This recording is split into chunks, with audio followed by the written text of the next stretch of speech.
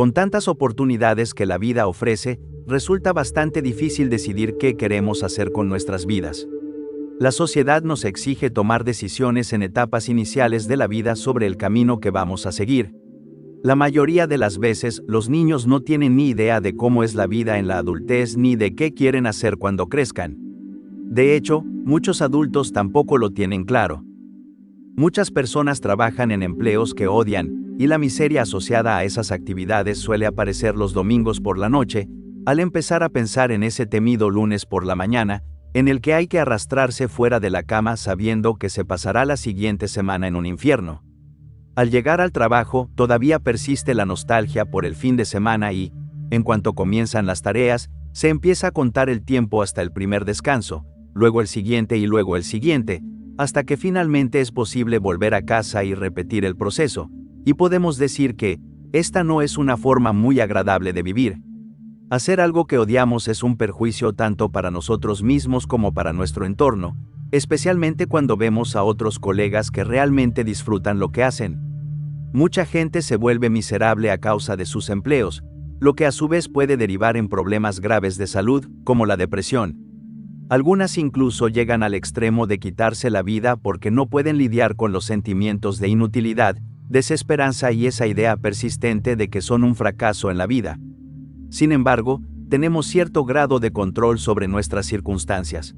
Podemos intentar cambiar nuestra postura frente a la situación y hacer que nuestro trabajo actual sea más llevadero, o podemos reevaluar nuestra propia naturaleza y la naturaleza de nuestro entorno y llegar a la conclusión de que es mejor buscar algo diferente. Por lo tanto, el cambio que necesitamos hacer es doble. Por un lado, debemos cambiar nuestra mentalidad. Por otro, debemos cambiar nuestras circunstancias. Todos percibimos el mundo en forma de razones y justificaciones. Esto incluye, por supuesto, y, en lo más profundo, a nosotros mismos. De manera constante, surgen preguntas como, ¿por qué estamos aquí? ¿Qué deberíamos hacer con nosotros mismos mientras estamos aquí? ¿Por qué deberíamos hacer esto y no aquello, aquello y no esto? Muchas veces necesitamos respuestas definidas a estas preguntas para poder sentirnos bien con nuestra existencia, para encajar, para querer seguir adelante, para sentir que el día es luminoso y que vale la pena levantarse y empaparse de él. Este impulso hacia el propósito, como muchas otras cosas, probablemente se deriva de procesos evolutivos. Según el psicólogo Eric Klinger, la búsqueda de significado y propósito está arraigada en la biología, en la medida en que la persecución de objetivos es un imperativo biológico de todos los organismos zoológicos. Para sobrevivir y prosperar, nuestros antepasados necesitaban alcanzar objetivos esenciales, y el esfuerzo y el deseo de un propósito y un rol dentro de un grupo social, y de la especie en un sentido más amplio, fueron cruciales como fuente de motivación. Con el paso del tiempo, y a medida que nuestra capacidad cognitiva y simbólica evolucionó, Klinger también sugiere que nuestro impulso biológico hacia el propósito evolucionó, o al menos se modificó, en paralelo, dando lugar al deseo de formas de propósito más elevadas y conceptuales. Junto con la evolución cognitiva de la humanidad, nuestros entornos sociales también han evolucionado de manera significativa.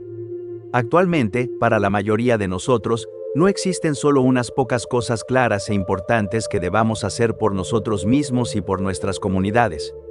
Existe una cantidad casi infinita de cosas que podemos hacer. Nuestro rol potencial y nuestro impacto se extienden por todo el mundo, y cada rol contiene distintos grados de significación social, cada uno expresa el significado de manera algo diferente, cada uno varía en cuán disfrutable eso podría ser, dependiendo en gran medida de las preferencias individuales, y cada rol ofrece diferentes cantidades de dinero. No hace falta decir que todo esto puede resultar muy complicado y abrumador. No ayuda el hecho de que, en cada momento, el reloj avanza hacia su último tic para cada uno de nosotros. Y para la mayoría, incluso antes de darnos cuenta de que el reloj había comenzado, ya nos decían que nos apuráramos y que eligiéramos. Éramos niños pequeños cuando nos preguntaron por primera vez qué queríamos ser cuando creciéramos, y estamos lejos de haber crecido cuando ya se espera que lo tengamos todo resuelto. La presión por tenerlo todo claro, aunque es irrazonable, tiene una buena intención. Un sentido de propósito, incluso uno fugaz e ilusorio, o uno que a veces se queda corto, puede marcar una gran diferencia en la calidad de la experiencia que una persona tiene de su vida y en la reflexión final, cuando uno mira hacia atrás para determinar si lo que hizo fue, al menos, coherente con quién es y con lo que quiso intentar. Pero, entre las infinitas opciones y la complejidad de las cosas, ¿cómo hacemos esto? ¿Cómo elegimos qué queremos intentar y cómo sabemos si nos sentimos bien con ello? El concepto filosófico japonés conocido como Ikigai resulta extremadamente útil y esclarecedor para abordar este desafío. El término se traduce de manera aproximada como razón de ser. El término Ikigai es una palabra japonesa compuesta por Iki, vida, y Gai, valor o mérito, y se remonta al periodo Heian de Japón, entre los años 794 y 1185. En tiempos más recientes, el concepto ha sido frecuentemente asociado con Okinawa, especialmente en estudios sobre longevidad. En la era moderna, fue explorado y desarrollado de manera sistemática por la psiquiatra japonesa Kamiya Mieko en la década de 1960. En términos generales, el Ikigai se centra en la relación viva entre los objetos de significado y la experiencia del significado dentro de un contexto social. En palabras del psicólogo Inoue Katsuya, el Ikigai se relaciona con las fuentes u objetos que aportan valor o significado a la vida y con la sensación de que la vida de uno tiene valor o significado debido a la existencia de su fuente u objeto. Muchos investigadores atribuyen la influencia del Ikigai en el estilo de vida de los habitantes de Okinawa, como una de las razones de su históricamente alta esperanza de vida, al contar con una de las mayores proporciones de personas mayores de 100 años per cápita, así como por ser un lugar donde las personas muestran un deseo significativamente menor de jubilarse. Según este concepto, todos tenemos un Ikigai, o razón de ser, pero nos desviamos de él o dejamos de alcanzarlo cuando perseguimos y hacemos cosas que no están adecuadamente alineadas con algunos objetivos y ámbitos clave de la vida. De manera general, los dos objetivos principales del Ikigai incluyen alcanzar estados de flujo o estar intensa y plenamente inmerso en actividades y aportar valor al mundo. Estos objetivos se logran mediante la devoción a actividades y personas que generan estados de alegría, bienestar y realización. Una forma más tradicional de Ikigai consiste simplemente en apreciar las cosas pequeñas y sencillas de la vida, expresarse y vivir con autenticidad, mantener una dieta y una rutina saludables, vivir en armonía con la comunidad y con el mundo natural, y enfocarse en el momento presente. Con el tiempo, sin embargo, especialmente en el mundo occidental moderno, el Ikigai ha evolucionado y se ha popularizado de una manera que altera parcialmente la idea original, convirtiéndola en una forma más tangible, formulaica y prescriptiva, más centrada en el trabajo y la carrera laboral. Así ocurre con toda interpretación occidental de prácticamente cualquier cosa. Aunque es importante señalar esta desviación, la versión popularizada es, no obstante, más probable que resulte aplicable y práctica para la mayoría de las personas modernas. Y es en esta versión en la que nos centraremos principalmente a partir de ahora. Según la concepción moderna y popular de esta filosofía, alcanzar el Ikigai se logra al encontrar la intersección de 4 ámbitos clave de la vida: aquello en lo que eres bueno, aquello que amas, aquello que el mundo necesita y aquello por lo que puedes recibir un pago. Comencemos, entonces, con el primero de estos ámbitos, aquello en lo que somos buenos. Este aspecto se basa en gran medida en una autoobservación honesta y en la experimentación. Todos somos naturalmente mejores en algunas cosas que en otras, y seríamos mejores en esas cosas que la mayoría de las personas si decidiéramos perseguirlas. Cada uno tiene una composición genética y unas circunstancias ambientales propias que, en última instancia, culminan en un conjunto particular de habilidades. Solo se trata de descubrir y reconocer esas habilidades y luego aplicarlas a las cosas del mundo. La mayoría de nosotros, al menos, tiene una idea de cuáles son o podrían ser. Cada uno posee un barómetro interno en el que, por lo general, deberíamos confiar, y que nos guía a través de un proceso de juego y experimentación hacia esas cosas que parecen surgir de nosotros de manera natural, como si fuéramos casi conductos de algo proveniente de otra dimensión sobre la cual no tenemos conciencia ni control. Para encontrar nuestro Ikigai, primero debemos localizar estas cosas. Aquello en lo que somos buenos suele ser también lo que disfrutamos hacer. Sin duda, es mucho más fácil disfrutar algo cuando se es bueno en ello. Pero, por supuesto, no siempre es así. Hay muchas cosas en las que podríamos ser buenos y que detestamos, o cosas que disfrutamos hacer, pero en las que nunca seremos buenos. Para el Ikigai, sin embargo, necesitamos encontrar el punto en el que ambas cosas se superponen.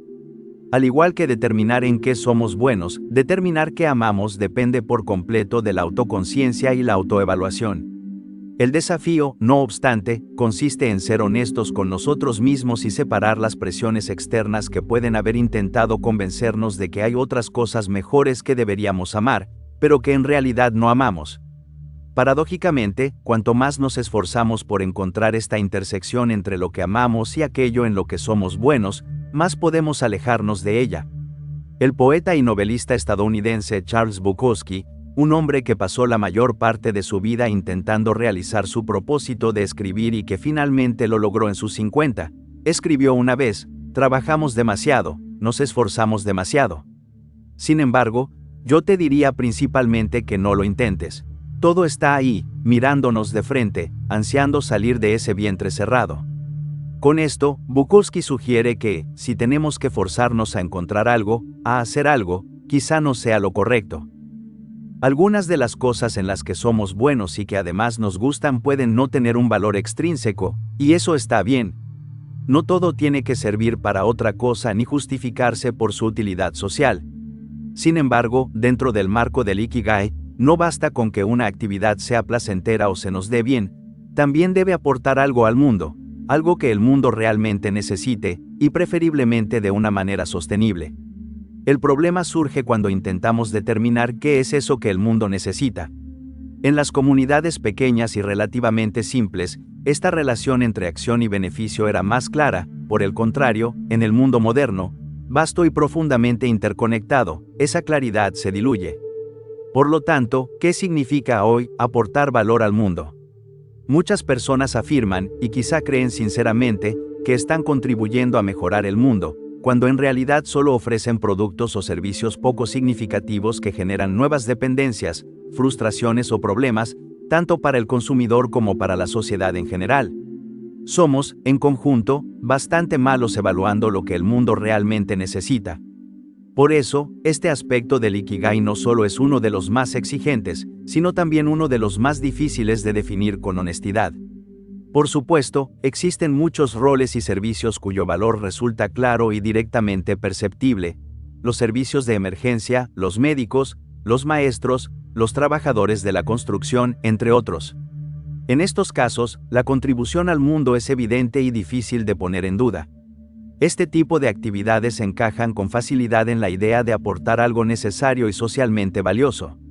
Sin embargo, también existen numerosos roles menos evidentes, actividades cuya utilidad no se manifiesta de manera inmediata ni tangible. En estos casos, el vínculo entre lo que hacemos y el beneficio que generamos es más difuso. Cuando en los dos ámbitos anteriores, aquello en lo que somos buenos y aquello que amamos, no nos sentimos orientados hacia una dirección socialmente clara, la evaluación del valor de lo que hacemos deja de ser objetiva, y pasa a depender, en gran medida, de nuestra confirmación personal y de nuestro criterio ético. En el fondo, no obstante, si somos honestos con nosotros mismos y examinamos con seriedad nuestras acciones, es probable que sepamos si lo que hacemos aporta algo genuino, o si simplemente ocupa espacio. La mayoría de las personas no carece de la capacidad de ofrecer valor al mundo. Lo que suele faltar es la claridad para reconocer en qué consiste ese valor y el coraje para asumirlo sin disfraces ni ilusiones. Una métrica sencilla para determinar el valor que podrías estar aportando al mundo es la cantidad que alguien estaría dispuesto a pagarte por ello. Sin embargo, tampoco aquí es siempre tan simple. Pensemos en lo importantes que son los maestros, las enfermeras o los trabajadores de rescate. Pocas personas discutirían que no aportan un valor significativo al mundo y, sin embargo, a menudo reciben una remuneración relativamente baja. Además, en el extremo opuesto, existen muchos trabajos que no son especialmente importantes para casi nada y que, a pesar de esto, están muy bien pagados. El valor y la contribución no siempre, y quizá rara vez, se compensan en la misma medida. No obstante, esta forma de Ikigai sugiere que uno debe poder recibir un pago, pero no que deba volverse rico.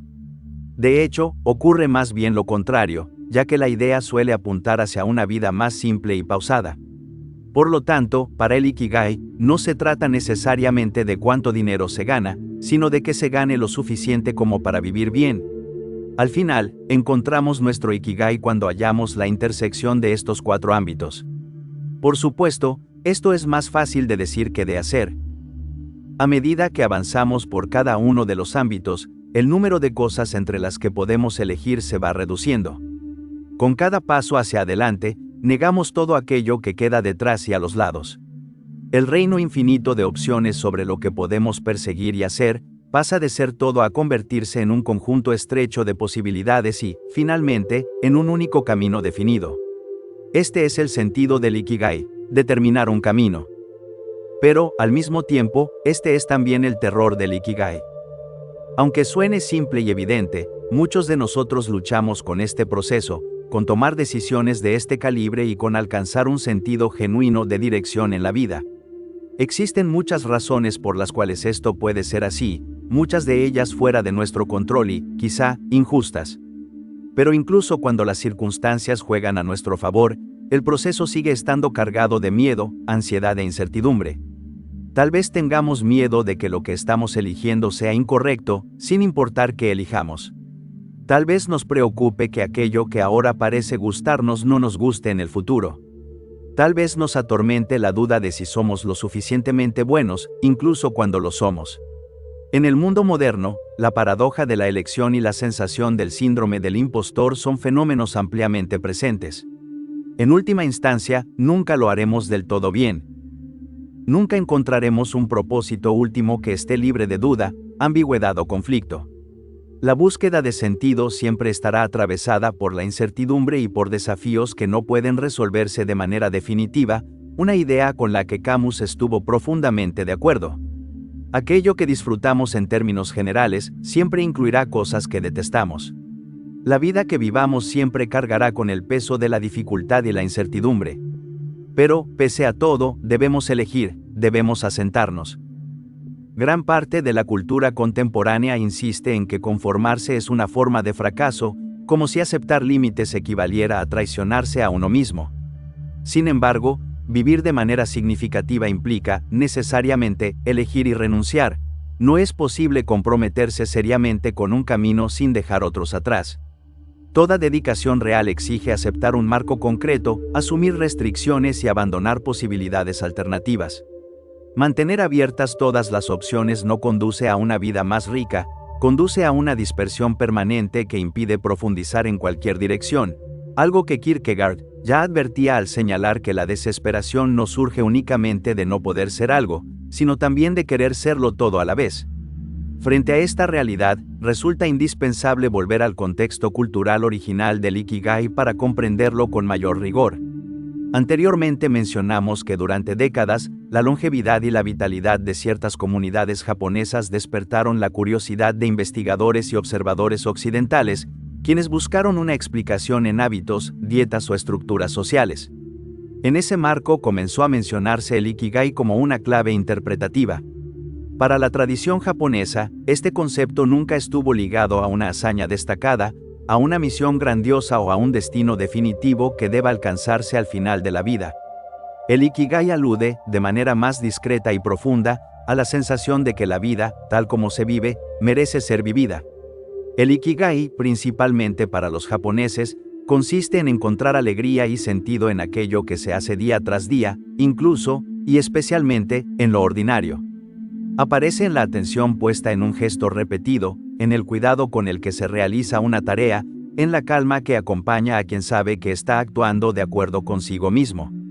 El Ikigai puede habitar la vida de un chef de sushi, de una maestra de educación infantil, de un maestro de artes marciales o de unos abuelos que descubren sentido al cuidar a su nieto y escuchar su risa.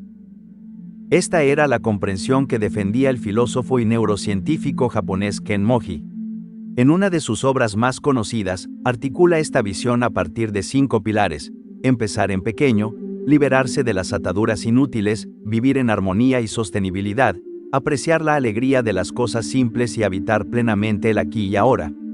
Para Moji, el Ikigai surge de la manera en que se vive, de cómo se atiende el presente y de cómo se cuida la continuidad de la propia existencia. El monje Zen Dogen, en el siglo XIII, sostenía que la práctica y la iluminación no estaban separadas, que la realización se daba en el acto mismo de practicar con atención plena. El Ikigai nos invita a habitar con mayor plenitud la vida que ya tenemos, a prestar atención a los ritmos básicos que la sostienen.